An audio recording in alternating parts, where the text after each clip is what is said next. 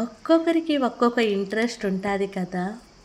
నాకు planting work అంటే చాలా ఇష్టం. నేను లాస్ట్ ఇయర్ ఒకటి ప్లాన్ చేసుకున్నాను, ఫార్మింగ్ చేద్దాం అనుకున్నాను. అదేనండోయ్, ఆర్గానిక్గా ఫార్మింగ్ చేద్దాం అనుకున్నాను.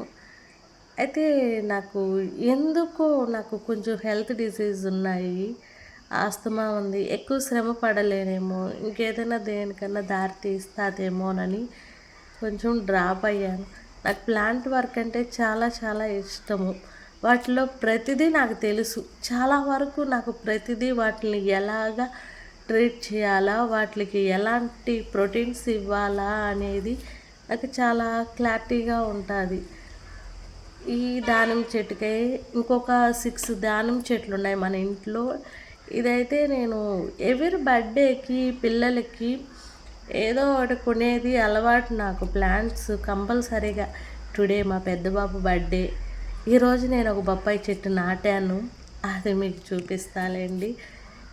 ఫ్రూట్స్ అయితే చాలా బాగున్నాయి తినేదానికైతే. ఇంకా 2 డేట్స్ పోయింటే ఇంకా రెడ్ అయ్యి ఉండేమో. రెడ్డిష్గానే ఉంది, ప్యూర్ రెడ్గా అయ్యి ఉండేది. నాకైతే ఎక్కువ స్వీట్ ఏం అనిపించలేదు, తినేదానికి బాగుంది. నాకు ఈ నెమ్ము అవ్వటం వల్ల ఈ దానిమ్మకాయలు యాప్లికాయ అంటే కొంచెం భయంగానే ఉంటుంది. గార్డెన్ పెంచుకోండి, చాలా హెల్తీ.